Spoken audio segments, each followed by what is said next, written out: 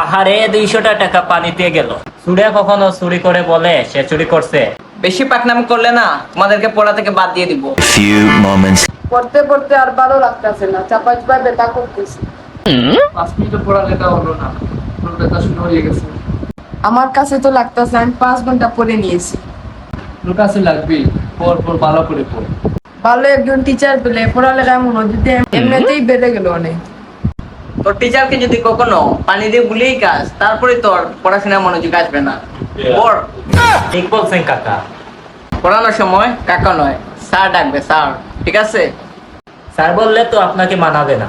Sir, আজ আমি কি বলবো? আজকে 3টাই বাংলা বই বের করো। স্যার ইংলিশ নইলে গণিত পড়ান, বাংলা তো আমরা পারি। স্যার আমি না তুমি।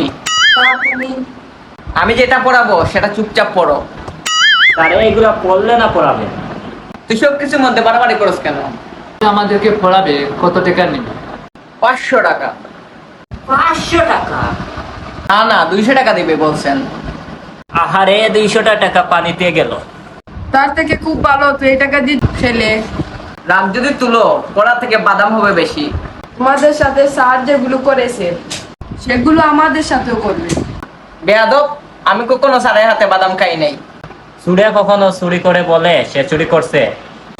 কানের নিচে দিমো একটা থাবা, পুরোটা কাল হয়ে যাবে। ও স্যার, আধা ঘন্টা তো এমনিও কেটে গেল। তোমরা তো ঝগড়া করতেছো তাই।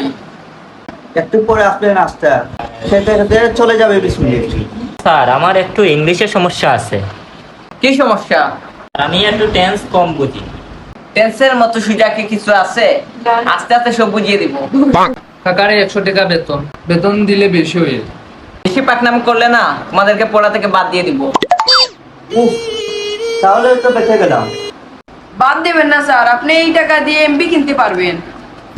বাবা বলেছিলেন কাকা, তুমি যদি আমাদেরকে ভালো করে পড়াশোনা করো তাহলে আমাদের জন্য কাকি নিয়ে আসবেন। সেইগুলো দেখে আমাকে বললেন না। আচ্ছা পড়ো পড়ো, তোমরা পড়ো, সুন্দর করে পড়ো। তোমাদেরকে প্রতিদিন এখন সারাক্ষণ পড়াবো। তোমাদেরকে A+ আনিয়ে দেওয়াবো। আগে বিয়েটা করে নেই, তারপর দেখবে আমি খেয়ে